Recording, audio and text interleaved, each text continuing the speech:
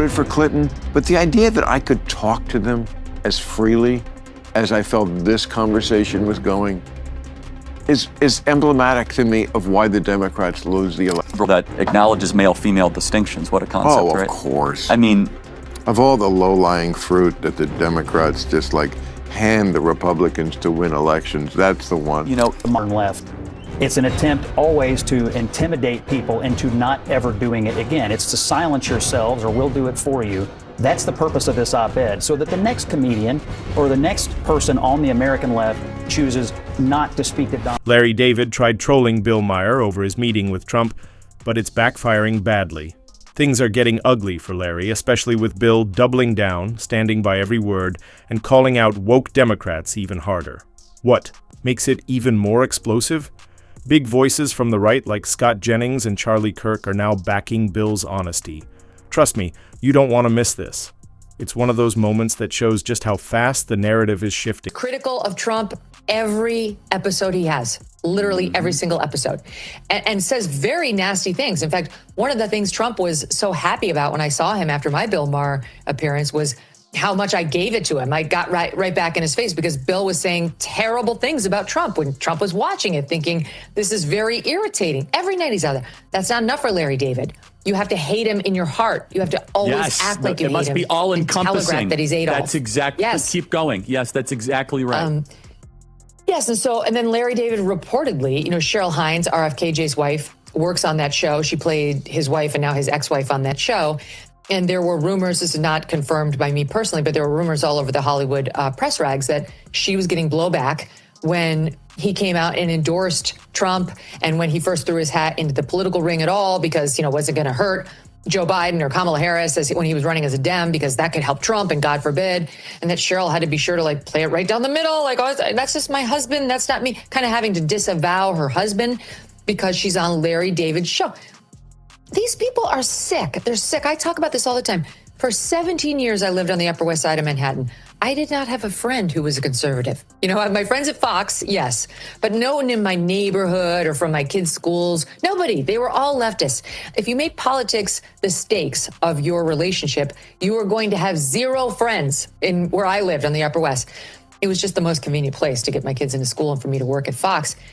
What kind of a freak is like this, where you can't privately have your own views, like in the case of Cheryl Hines, or publicly be one of Trump's chief antagonists, but have one night where you try to see his humanity? That's all Bill Maher did. Such a risk that Bill Maher could be co-opted, that he actually could, as I said, in 4 years, vote MAGA, that they have to start training him now.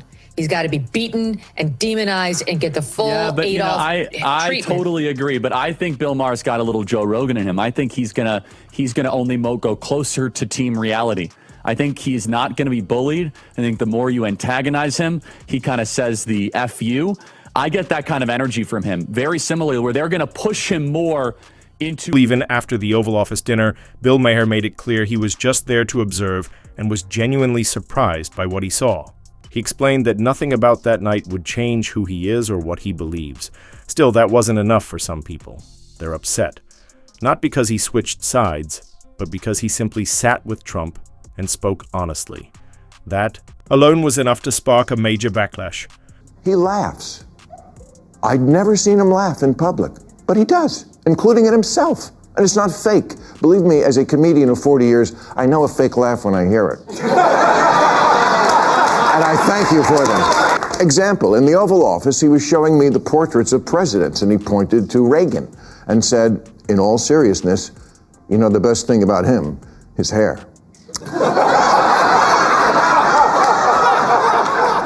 I said, well, there was also that whole bringing down communism thing, waiting for the button next to the Diet Coke button to get pushed and I go through the trap door. But no, he laughed, he got it. Look, I get it. It doesn't matter who he is at a private dinner with a comedian. It matters who he is on the world stage. I'm just taking as a positive that this person exists, because everything I've ever not liked about him was, I swear to God, absent, at least on this night with this guy. I never felt I had to walk on eggshells around him. And honestly, I voted for Clinton and Obama, but I would never feel comfortable talking to them the way I was able to talk with Donald Trump. That's just how it went down. Make of it what you will. Me, I feel it's emblematic of why the Democrats are so unpopular these days. And this is exactly why they keep by doubling down on their extreme views. They're only showing their real goal, trying to silence anyone who speaks honestly about Trump. But in doing that, they're just pushing themselves further away from common sense and from the everyday Americans they claim to represent. Because Bill Maher, first of all, I totally agree. He's totally in the right to do it, and I loved his monologue. Even though I disagree with most everything he believes politically, he was right to do this and he was right to speak out about it. But this isn't about that dinner. It's about the next one, because this is the modern left. It's an attempt always to intimidate people into not ever doing it again. It's to silence yourselves, or we'll do it for you. That's the purpose of this op-ed, so that the next comedian or the next person on the American left chooses not to speak to Donald Trump. This is all an effort to get people not to do what you just said, which is to talk to each other and our political leaders. This is exactly the mindset more people need. And it's the same confidence Bill Maher brought to that dinner. He didn't shy away or back down. Instead, he tackled every argument head-on and made it clear how different he is from the woke crowd. That moment said it all. Jihadis that want to kill me, the purple-haired jihadis, the woke guys. Well, they want to kill me just as bad. Probably. Oh, they really do. No, you've been very outspoken on the woke stuff. Big time. Yes. I mean, and they, just the way within a religion, they hate their own apostates more. I would say they hate me more, because I'm supposed to like get on the short bus to Crazy Town with them, and I won't. And yet I'm still a liberal, and still, like, you know, I mean, we probably could argue all day about Donald Trump and what he's doing, which I'm not down with. But, you know, it's always the people who are closest who think, oh gosh, you shouldn't have, you're a traitor somehow. I was going to ask, is it because they thought you were one of them, and that... I am one of them. They're not one of me. Okay.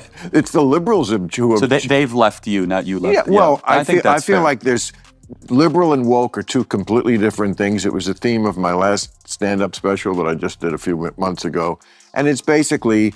I mean, it wasn't the whole special, of course, but it was a large part of it devoted to that, to proving that case that, you know, what liberals believe, woke is something completely different. It's very often the opposite of it.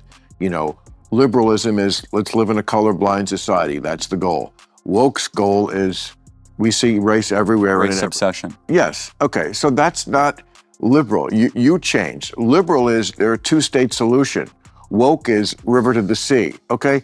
So just don't take my word and say you're that. You took this and took it to, you got off the F train, you fell asleep, and you got off at 20 stops too far, and don't blame me for that. None of the wokies appreciated what Bill Maher did, but that didn't stop him.